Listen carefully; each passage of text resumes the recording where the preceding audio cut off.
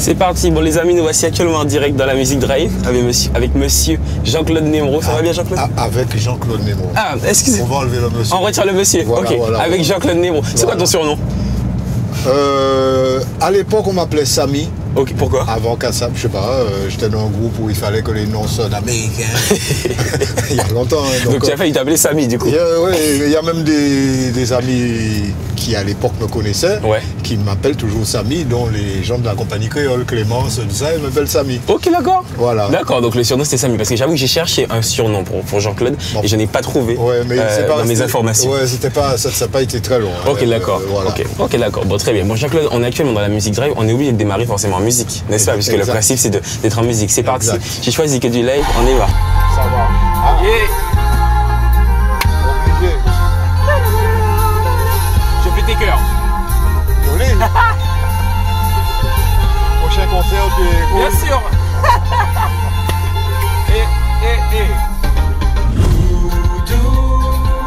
C'est toujours vous qui soleil en moi.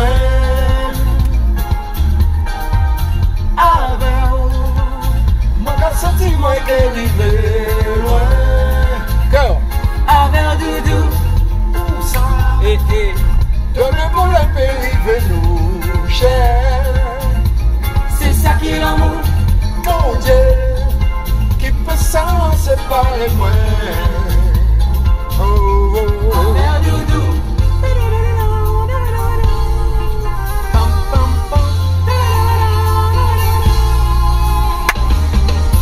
Avec doudou. Avec doudou. Avec doudou. Avec doudou, Avec doudou. yo dis, en attendant l'amour qu'a passé. Sourire, qui fait moi toujours été avec. Avec doudou. Moi t'es que chercher en l'autre côté. Chercher notre l'amour. Là ou là, tout bagaille toujours clair en tête. Avec les embouteillages. Avec doudou les amis, c'était dans la Music Drive vraiment. Alors Jean-Claude, de base, alors je sais que t'as pas eu ton bac. Non. C'est ça. Et de base, tu t'es parti en France pour faire une école pour devenir professeur de musique. Professeur parce que c'est la seule école qui préparait au professorat sans le bac. Ok, d'accord. Et ton père d'ailleurs t'a incité d'ailleurs à aller Il m'a dit c'est soit ça, soit tu refais une année de bac. Mais si tu fais une année de bac, je peux entendre parler de musique. Tu passes un bac quoi de base? Excuse-moi. Tu passes un bac de quoi? Un bac A, à l'époque ça s'appelait A, je sais pas quoi, A6. Ok. C'est-à-dire il y avait la musique. Ouais. Mais la musique malheureusement comptait pour très peu comme le sport. C'est ça, à l'époque. C'était une option quoi. C'était une option qui coûtait pour 2-3 petits points. Ouais, jusqu'à maintenant d'ailleurs. Mais comme j'ai eu 0 en maths.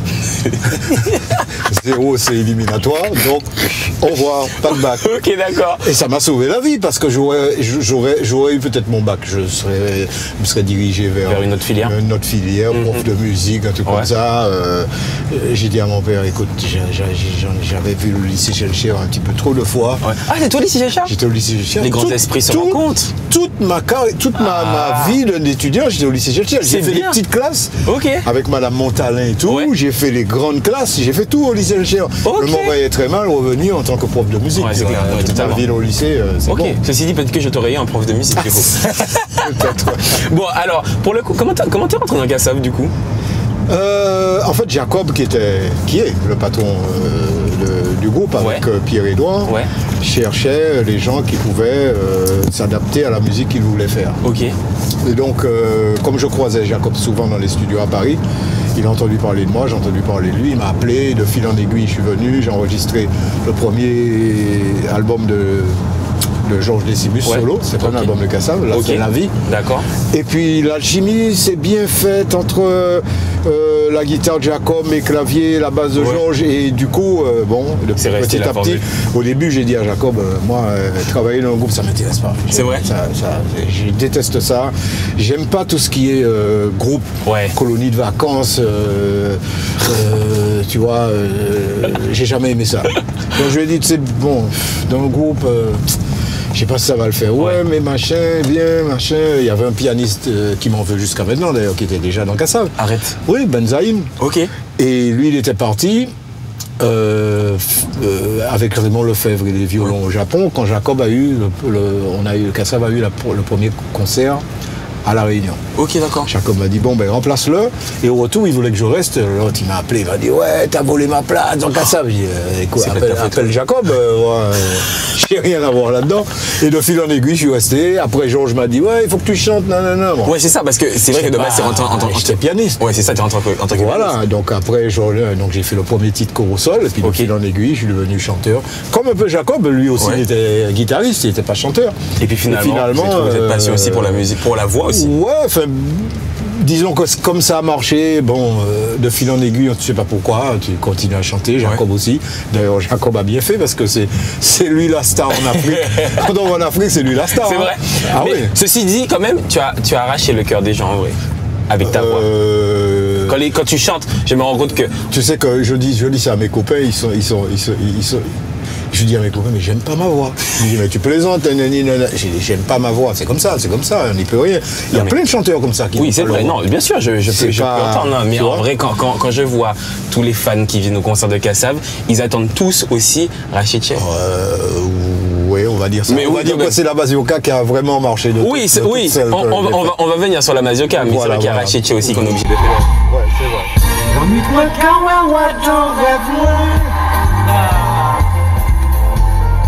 Qu'a senti ou couché bon moi comment millage qu'a développé moi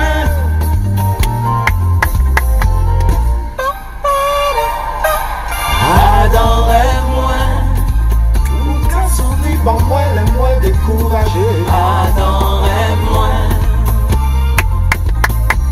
oh c'est que les chagrins qu'a fait ciel de moi elle a j'arrivé au de moi parti.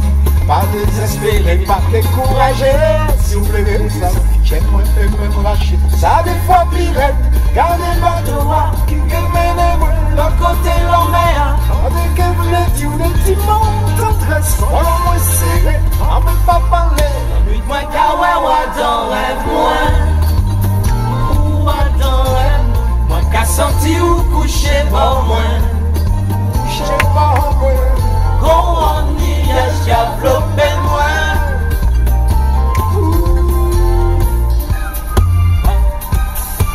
adorez-moi ou tellement là ou tellement près qui m'en fait même adorez-moi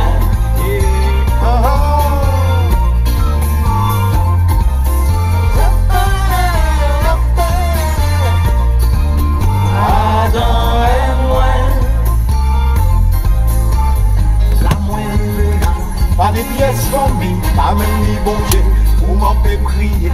Mais moi qu'à Dieu dépasse mon qu'à songer, qui n'a rien déchou, moi qu'à dévirer. Il pas ni la lune, il pas ni les étoiles, et ça qui plierait, soleil pas qu'à clairer. Mais moi ça ou là, la gueule est vous serrez encore, vous serrez plus fort. La la la la la, vous serrez plus fort. Solo.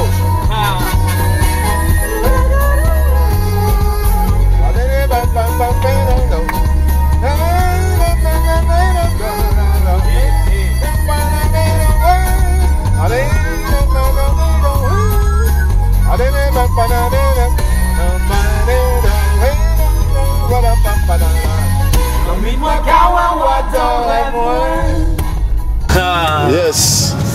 Moi qu'à sentir coucher bon moins. Non, le morceau est beau. Le morceau est beau. Merci. Alors, j'aurais bien voulu savoir, Jean-Claude, quel est ton titre toi favori de Kassav? Ouais. Si, parmi toute la discographie de Kassav, là, est-ce que tu as un titre préféré? Parmi mes titres préférés, j'aime bien Fil des étoiles. Ah ouais. Okay. C'est un titre qui me met toujours. J'aime bien ça. J'aime bien Zou pour le texte. Ouais. Ça, c'est vraiment génial. Ouais. Et puis j'aime bien le titre de Jacob, je sais pas comment il s'appelle, mais qui Moins envie. Il s'appelle Moins envie d'ailleurs. Ouais. J'adore ce titre-là. Ok. Le chaloupé, et puis la voix du monsieur. Oui, tu m'étonnes.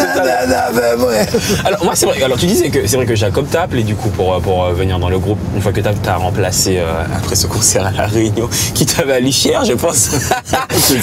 J'aurais bien voulu savoir quel était le plus dur quand on rentre dans Kassav et qu'on rentre en acier aussi, parce que Kassav quand même aujourd'hui vous êtes connu internationalement parlant, mais vous êtes rentré aussi dans un milieu international. Qu'est-ce qui était le plus dur quand on rentre avec une exposition comme ça dans un groupe Kassav? Il n'y a pas vraiment quelque chose de dur. Il y a des contraintes bien évidemment, mais bon, nous on était déjà connus avant de signer chez Sony. Exact. Donc si tu veux, nous on n'a pas changé pour autant ni de fusil d'épaule ni de manière de fonctionner. On a continué à faire nos titres et puis c'est tout, hein. C'était juste une question de contrat. Bon, c'est vrai qu'on avait des exigences, c'est plus nous qui avions des exigences vis-à-vis de Sony que le contraire. D'accord. Déjà on leur a dit oubliez français, chanter français, oubliez. Parce que du coup en fait c'est Sony qui est venu vers vous. Exactement. Okay, il y a même deux challenges. Il y avait soit on faisait le choix de Sony, soit on faisait le choix de l'ex-producteur de Bob Marley, Chris Blackwell. Ah ouais, d'accord. Voilà.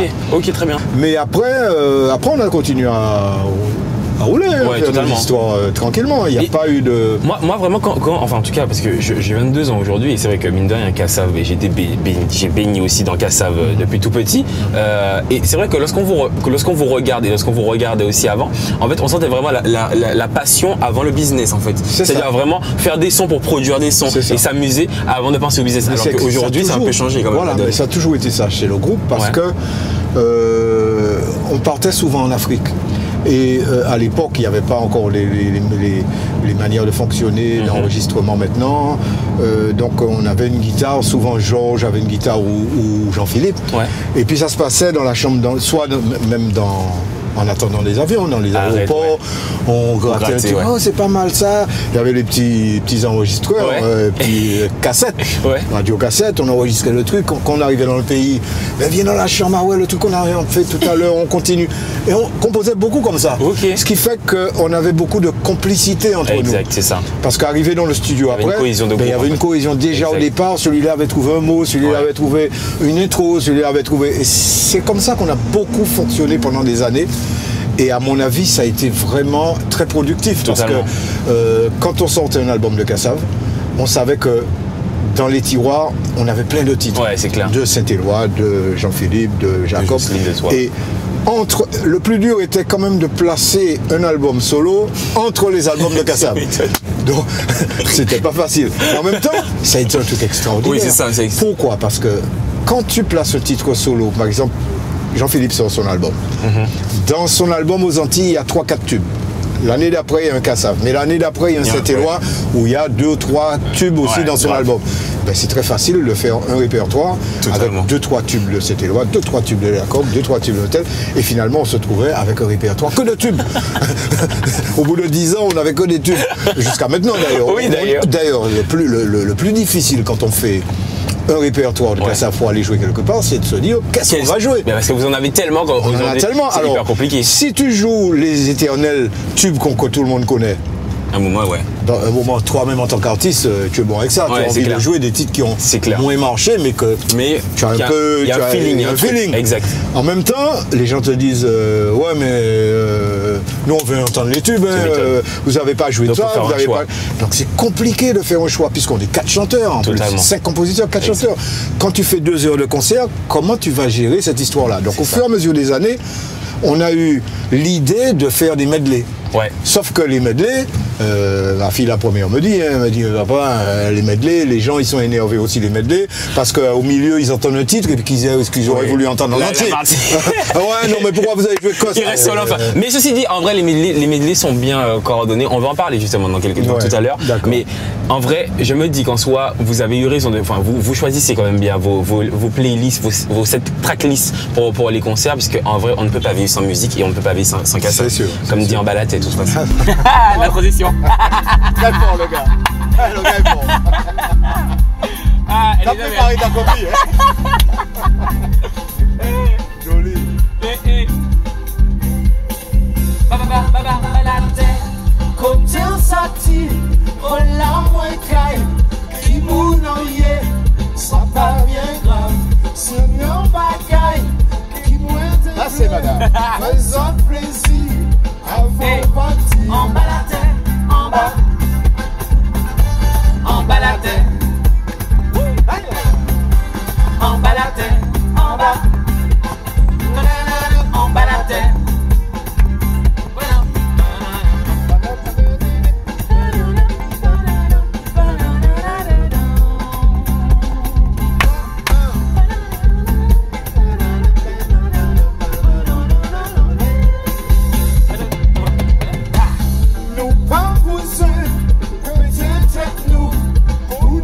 chercher la vérité qui nous enlève, qui nous rend pas, sont là toujours en tête en nous. En bas la tête, en bas,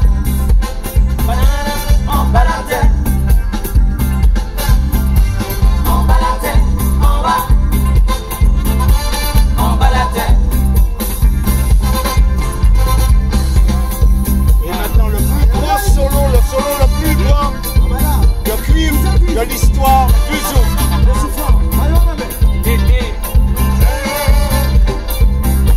Appréciez, appréciez. Attention.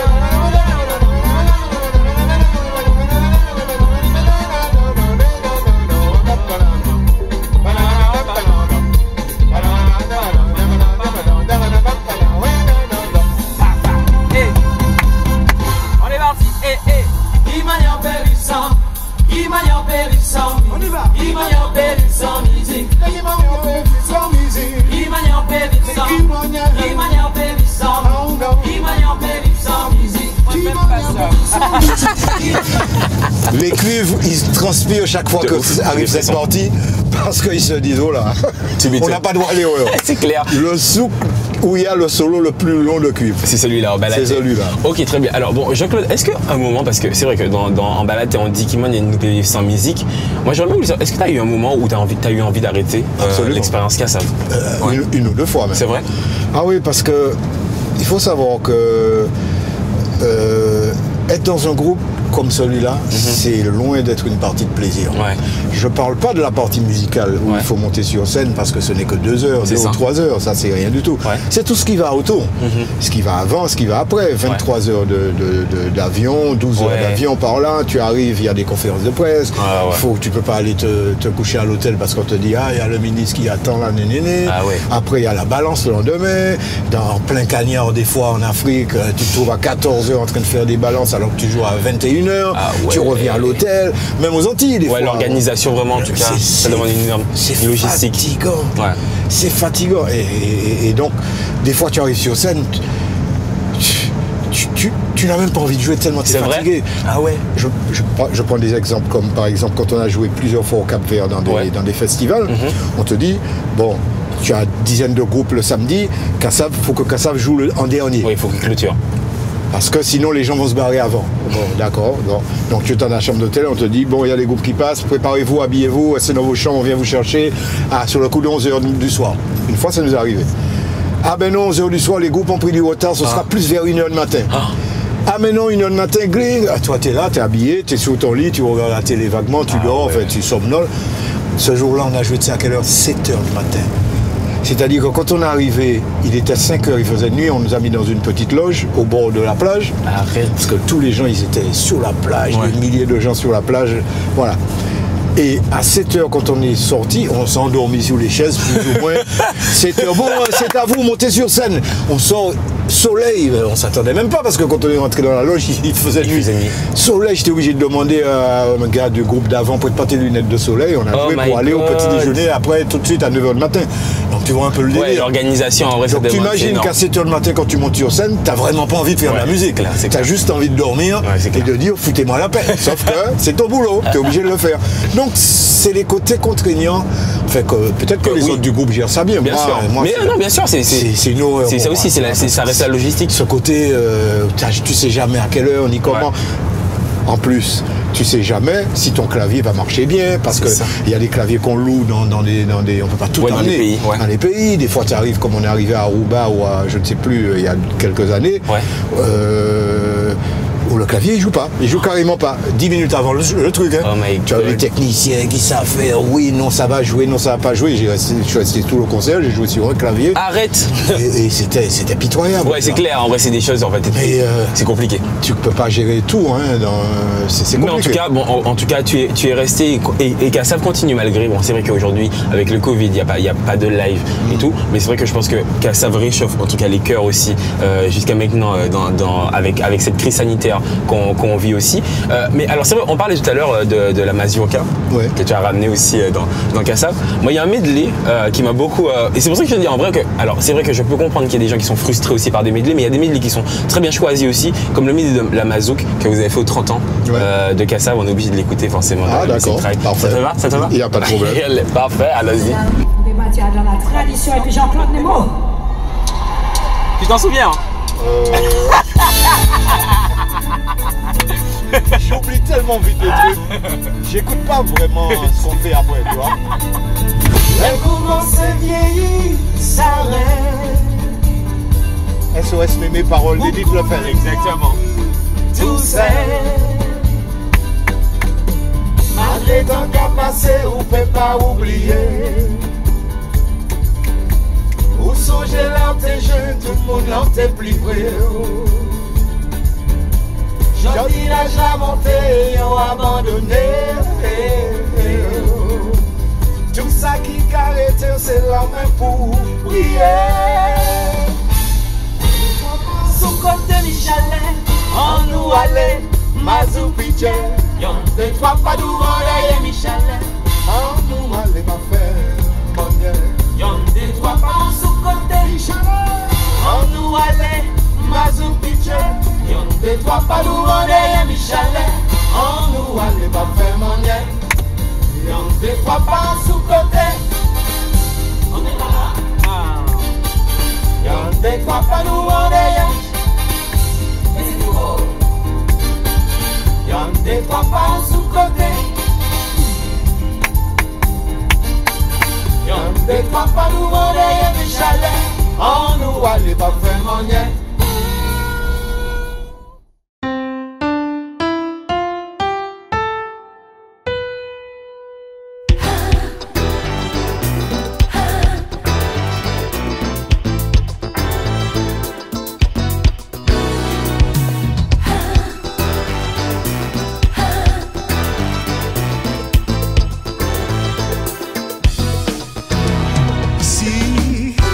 n'importe qui moment, nous t'es que tout et nous, tout va n'importe difficulté. Si, pour n'importe qui raison, foi dit t'es qu'il descend, alors t'y coin bonheur nous là, ça, quand depuis bien longtemps, bateau en moins, marée en la radio, même si on te promet moins. Troisième moi que les langues, même c'est pour l'or-ci, mais jusqu'à aujourd'hui là, ou bah moi tout ça qui en font fait pas un homme, en jala.